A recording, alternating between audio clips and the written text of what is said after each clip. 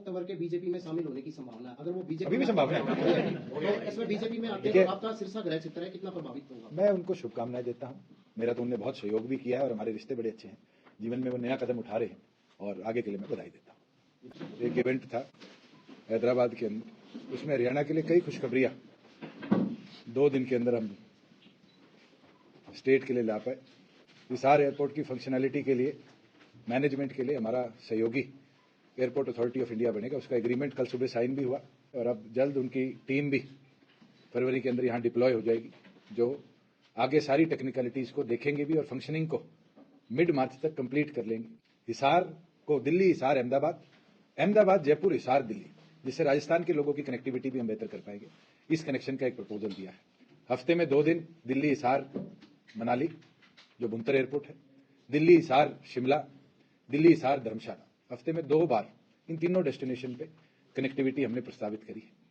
दूसरी जो खुशी की बात है कि प्राइमरी एयरलाइन कौन सी होगी। जहाज लाने बहुत आसान है, 1 दिन, 5 दिन, 10 दिन, मगर कंटिन्यूएशन के अंदर यहां से फ्लाइट्स चले, वीजीएफ के माध्यम से अब यातायात सेवाएं हम शुरू करेंगे।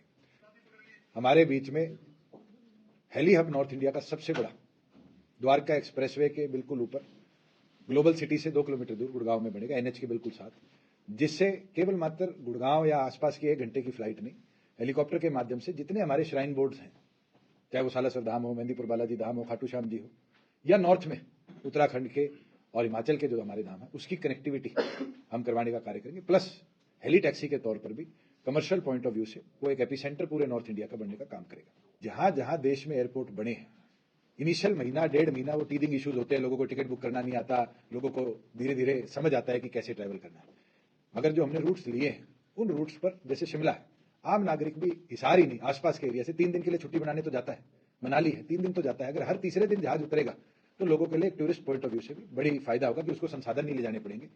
उस सारी स्टडी के बाद ही हमने ये नो रूट प्रस्तावित करें। इंटरनेशनल एयरपोर्ट के तौर पे ऑन कॉल एयरपोर्ट का दर्जा दिया गया। ऑन कॉल एयरपोर्ट होगा तो जरूर भविष्य के अंदर, जैसे हमारी इंडिगो इंटरनेशनल करती है, विस्तारा इंटरनेशनल करती है, हमारी एयर इंडिया इंटरनेशनल करती है, इस तरीके से प्लेयर्स को हम इन्वाइट करेंगे कि एटलीस्ट जो छोटे रूट्स हैं, दुबई हो गया, हमारे नेपाल हो गया, श्रीलंका हो गया, इस तरह के रूट्स की फिजिबिलिटी देखकर वो अपने ऑपरेशन यहाँ से शुरू करें। जैसे दिल्ली में फ्लाइट लैंड नहीं कर पाई तो ऑल्टरनेटिव लोगों को अमृतसर जाकर, लोगों को जयपुर जाकर जहाज उतारने पड़े।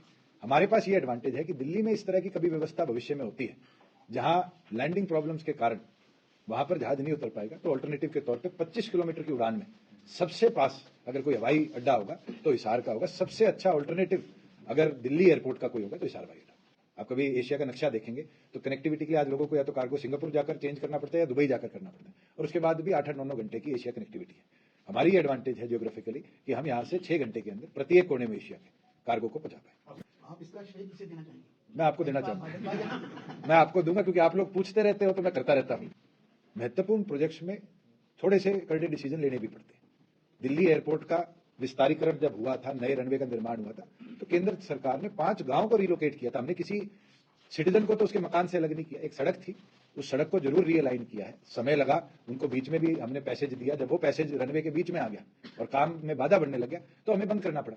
मगर सरकार की गंभीरता थी कि एक नहीं, उन गांव की कनेक्टिविटी के लिए 2 सड़क हमने प्रस्तावित करी। एक जो हमारे एयरपोर्ट की पेरिफेरी है उसके साथ साथ गौशाला के पास निकलेगी, और दूसरी जो एनएचएआई को अभी गडकरी जी से मैं मिला, उसको हैंडओवर हमने कर दिया है। 70% से ज्यादा एक्विजिशन जिस प्रोजेक्ट में हो चुकी थी, अब एनएचएआई अपने एनएच का ही एक्सटेंडेड वर्जन उसको बनाएगा। उपेंद्र सिंह हुड्डा से पूछताछ की है दुष्यंत जी, वो कांग्रेस कहती है कि प्रेशराइज कर रहे हैं, बीजेपी का काम है ईडी को भेजना, आप कैसे देखते हैं? उपेंद्र हुड्डा बताए प्रेशराइज कर रहे हैं या सवाल पूछ रहे? मैं तो उस कमरे में नहीं था ना आप थे। जमीन उनने बेची, सुप्रीम कोर्ट के आदेश पे सीबीआई इंक्वायरी हुई, प्रूव हुआ कि गलत तरीके से सेक्शन 4-6 के बाद जमीन रिलीज करी गई। जेजेपी कैसे सोचती है? हम भी 10 की 10 पे तैयारी कर रहे हैं। ये तो अलायंस की बात है, बैठ के फैसले होते हैं। मुझे नहीं लगता कोई पॉलिटिकल पार्टी ऐसी होगी जो ये कह दे कि हम तो 1 पे तैयारी करें इन लोगों को छोड़ के। आज के दिन मुझे लगता है आम आदमी पार्टी हो, वो भी 10 पे तैयारी कर रही है। पिछली बार भी हमने 10 पे तैयारी करी थी जब तो हम 4 महीने पुराने थे, और उसमें 7-3 का अलायंस हुआ और उसमें मैदान में उतरे। आज के दिन हमारी भी 10 की तैयारी है, भारतीय जनता पार्टी की 10 की तैयारी है, हमारी भी 90 पे तैयारी है, भारतीय जनता पार्टी की भी 90 पे तैयारी है। ये तो अलायंस होगा और किस सीट शेयरिंग पे होगा, तो बैठ के टॉप लीडरशिप बात करेगी कि श्री राम आपके है या मेरे हैं। हमारी तो संस्कृति है, सुबह उठते हैं तो राम राम कहते हैं, रात को सोते हैं तो राम राम कहते हैं। तो मुझे नहीं लगता कि इसको एक पॉलिटिकल इशू बनाने की, देने की कोई जरूरत है। इसमें तो आपको भी जाना चाहिए। चाहोगे तो एक बस आम आदमी पार्टी एक बुलबुला था जो फट चुका है।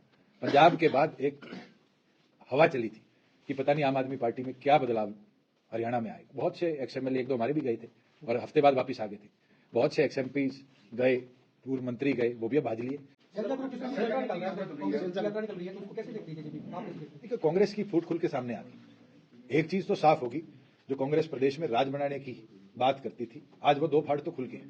और जिस तरीके से भूपेंद्र हुड्डा का गुट या एसआर के गुट अपनी अपनी एक्टिविटी कर रहा है, इनके प्रभारी की भी, शायद मैं वर्ड यूज गलत कर रहा हूं, हैसियत पता चल रही है कि उसकी चिट्ठी लिखने के बाद भी काम हो रहा है। जिस पार्टी में इतना ज्यादा इनडिसिप्लिन है, जिस पार्टी के अंदर केंद्र के दिए दिशा निर्देश को कोई फॉलो नहीं करता, उस पार्टी का सत्यानाश ही होता है। और ये जो चुनाव आगामी है, ये कांग्रेस का शायद अंतिम चुनाव रहेगा। मैं पक्ष में हूं, इकट्ठे हूं, क्योंकि उससे दो फायदे हैं। एक तो इलेक्शन कमीशन की मशीनरी कम यूज होगी, 2 बार नहीं यूज होगी। दूसरा, हमारा भी खर्चा आधा हो जाएगा। मगर आज के दिन ऐसी कोई संभावना नहीं। Thank you ji.